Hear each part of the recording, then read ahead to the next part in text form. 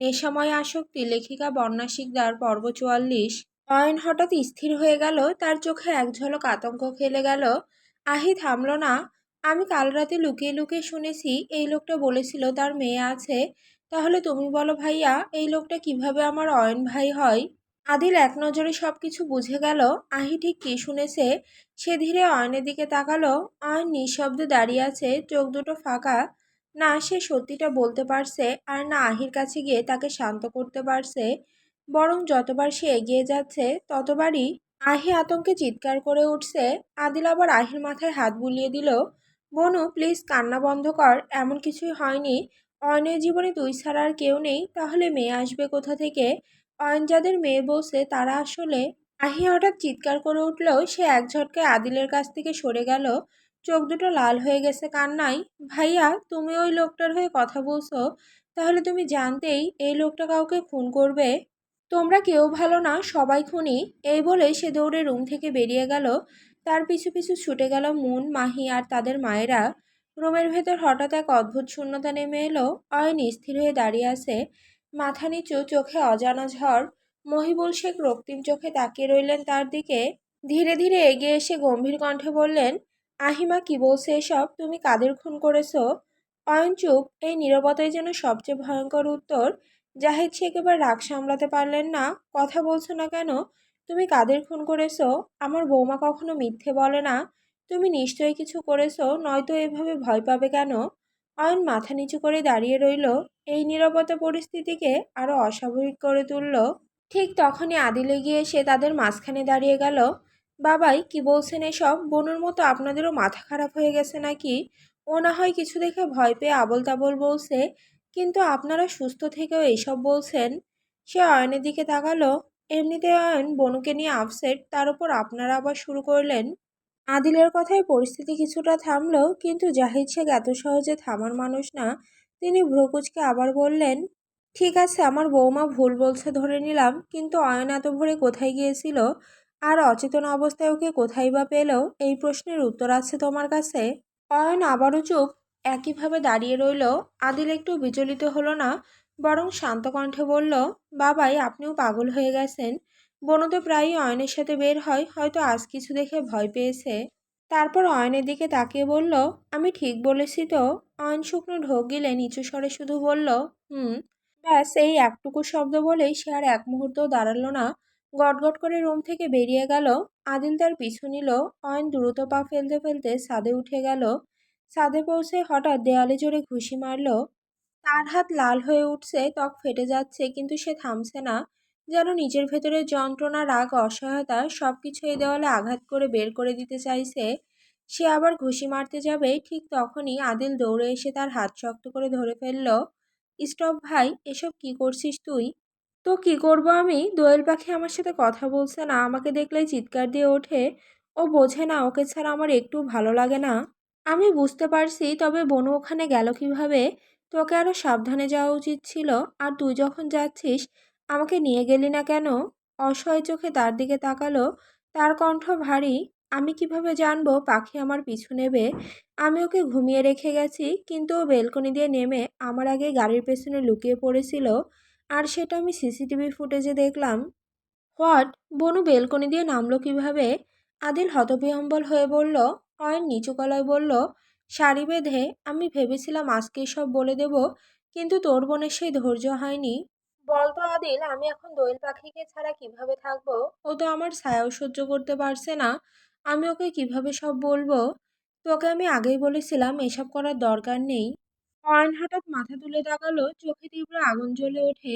দরকার নেই মানে? ওরা আমার মেয়েদের শেষ করে দিয়েছে, আর আমি চুপ করে থাকবো? তুই কিভাবে এটা ভাবলি? আমি সব বুঝতে পারছি, কিন্তু বনুকে না জেনে এমন কিছু করা ঠিক হয়নি। আমি তোকে থামতে বলেছিলাম, কিন্তু তুই শুনলি না। এখন কি হতে পারে বুঝতে পারছিস? বনু তো আমাকেও ভুল বুঝছে, আমাকেও কাছে আসতে দিচ্ছে না। তাহলে ওকে সব বুঝাবো কিভাবে? অয়ন দুহাতে মাথায় দিয়ে বসে পড়ল। I don't know. আমি আমার পাখিকে সব বলতেই হবে। ওকে ছাড়া আমি এক মুহূর্ত থাকতে পারবো না। অন্যদিকে আহি সাজ্জাদের বাহু জড়িয়ে ধরে আছে, যেন এটাই তার শেষ নিরাপদ জায়গা। তার চোখ লাল, মুখ ফ্যাকাশে। দরজার বাইরে দাঁড়িয়ে আছে অয়ন আর আদিল, কিন্তু কেউ ভেতরে ঢুকতে পারছে না। মুন, মাহি, এমনকি তাদের মায়েরাও কেউ তাকে শান্ত করতে পারছে না। হঠাৎ টিভির স্ক্রিনে ব্রেকিং নিউজ ভেসে উঠল। রুমের সবাই একসাথে তাকালো। সংবাদ পাঠকের কণ্ঠ ভেসে আসছে, আজ ভোরে স্বরাষ্ট্রমন্ত্রী ও তার ছেলেকে নৃশংসভাবে হত্যা করে তাদের বাড়ির সামনে ফেলে রাখা হয়েছে। আহি মুহূর্তেই কেঁপে উঠল, তার শ্বাস দ্রুত হয়ে গেল। সে হঠাৎ চিৎকার করে উঠল, সাজ্জাদ ভাইয়া, এদেরকেই অয়ন ভাই নিজে খুন করেছে। মুহূর্তেই সবাই থমকে গেল। সাজ্জাদ তাকে শক্ত করে ধরে বলল, বোন শান্ত হ, প্লিজ, পাগলামো করিস না। ভাইয়া কেন মারবে এদের? তোর কোথাও ভুল হচ্ছে। আহি মাথা নাড়তে লাগলো, চোখ দিয়ে অবিরাম অশ্রু ঝরছে। না না, আমার একটু ভুল হচ্ছে না। আমি নিজের চোখে দেখেছি অয়ন ভাই তাদের বুকে ছুরি চালিয়েছে, আবার তাদের ফুটন্ত পানিতে ফেলে দিয়েছিল। তবুও তোমরা কেউ আমাকে বিশ্বাস করছো না কেন? দরজার আড়ালেই দাঁড়িয়েছিল অয়ন। তার ছায়া চোখে পড়তেই আহি হঠাৎ কেঁপে উঠল। মুহূর্তেই সে আরো গুটিয়ে গেল। সাজ্জাদের টি শার্ট শক্ত করে খামচে ধরল। তার শ্বাস ভারী হয়ে উঠছে। অয়ন ধীরে ধীরে রুমে ঢুকে পড়ল। তার পেছনেই আদিল। অয়ন এক পা দুই পা এগিয়ে এলো আহির দিকে, কিন্তু আহির সাথে সাথে সাজ্জাদের পেছনে লুকিয়ে পড়ল। তার কণ্ঠ কাঁপছে, ভাইয়া, ওই লোকটাকে থামতে বলো, ওই লোকটা আমাকেও মেরে ফেলবে। প্লিজ থামতে বলো না। এই কথাগুলো যেন সরাসরি আঘাত করলো অয়নের বুকে। তার চোখে এক ঝলক ব্যথা ফুটে উঠল। সে কষ্ট চেপে রেখে বলল, দোয়েল পাখি, এমন করছিস কেন? আমি তোর অয়ন ভাই, প্লিজ একবার আমার কথাটা শোন। আহি মাথা নাড়িয়ে উঠল, না, আমি কিছু শুনতে চাই না। আপনি আমার কাছে আসবেন না মানে আসবেন না। ট্রাই টু আন্ডারস্ট্যান্ড পাখি, একটু তো আমাকে বলার সুযোগ দে। আমার লাইফে তুই ছাড়া আর কেউ নেই, ট্রাস্ট মি। আর তোকে আমি ভালোবাসি, তাহলে মারবো কেন? আহি কাঁদতে কাঁদতে মাথা নাড়ল, না, আপনি মিথ্যে বলছেন। আপনি আমাকে একটু ভালোবাসেন না, নয়তো এমন জঘন্য কাজ করতেন না। আর আপনি এর আগেও কাউকে খুন করেছেন। আমি আপনার রক্তমাখা শার্ট দেখেছি, আর এখন আমাকেও মারতে এসেছেন। এই কথাটা শোনার পর অয়ন যেন দাঁড়িয়ে থাকার শক্তিটুকু হারিয়ে ফেলল। সে যেন নিস্তেজ হয়ে গেল। সে আর কিছু বলল না, এক মুহূর্তও দাঁড়ালো না, বড় বড় পা ফেলে নিজের রুমে চলে গেল। রুমে ঢুকেই সে সোজা ওয়াশরুমে ঢুকে পড়ল। ঠাস করে দরজা বন্ধ করে দিল। প্রায় 1 ঘন্টা পর দরজা খুলল। কোমরে তোয়ালে জড়ানো অয়ন ধীরে বাইরে এলো। চোখ দুটো লাল। বিছানার উপর বসে আছে সাজ্জাদ। অয়ন তাকে দেখে এগিয়ে গেল। সাজ্জাদ উঠে দাঁড়ালো, ভাই। অয়ন টি শার্ট পরতে পরতে বলল, বল। সাজ্জাদ সরাসরি প্রশ্ন করল, আহি যা বলছে সব সত্যি? অয়ন কিছুক্ষণ চুপ করে তাকিয়ে রইল। তারপর হঠাৎ অন্য প্রশ্ন করল, পাখিকে খাইয়ে দিয়েছিস? আমি অন্য কিছু জিজ্ঞেস করেছি। এক গ্লাস পানি দে তো। সাজ্জাদ বিরক্ত হলো, পানি এনে দিল। অয়ন পুরো গ্লাসটা এক নিঃশ্বাসে খেয়ে ফেলল। সাজ্জাদ আবার বলল, ভাই, কথা এড়িয়ে যাচ্ছ কেন? সত্যি করে বলো, তুমি কি ওদের খুন করেছো? অয়ন ভ্রু কুঁচকে তাকালো। তার চোখে অদ্ভুত এক দৃষ্টি। কৈফিয়ত চাচ্ছিস? সাজ্জাদ মাথা নাড়ল, না, জাস্ট জানতে চাইছি। আহি কখনো মিথ্যে বলে না, এটা তুমি জানো। ও যদি সত্যি সত্যি কিছু না দেখতো তাহলে এভাবে ভয় পেত না। অয়ন একদম শান্ত স্বরে বলল, হ্যাঁ, খুন করেছি, দুজন নয়, অনেকজন। তার কণ্ঠে কোনো কাঁপন নেই, কোনো অপরাধবোধ নেই, যেন এটা কোনো অপরাধ না, বরং একটা সাধারণ। সেটা সে নির্দ্বিধায় স্বীকার করছে। তাতে সাজ্জাদ স্তব্ধ হয়ে গেল।